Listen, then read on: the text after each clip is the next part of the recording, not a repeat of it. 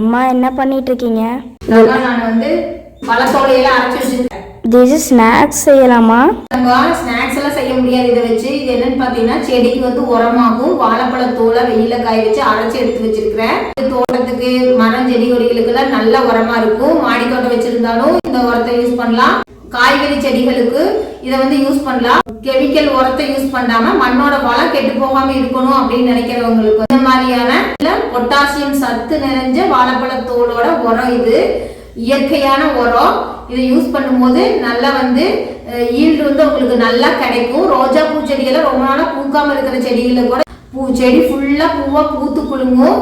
உரத்தை தான் நான் இன்னைக்கு அம்மா வந்து தயார் பண்ணி வச்சிருக்கிறேன். பேக்கிங் பண்ண போறோம். உங்களுக்கு தேவை அப்படின்னா நீங்க வந்து எங்களோட வாட்ஸ்அப் நம்பருக்கு நீங்க கான்டாக்ட் பண்ணி உங்களோட ஆர்டர் புக் பண்ணி நீங்க வாங்கிக்கலாம்.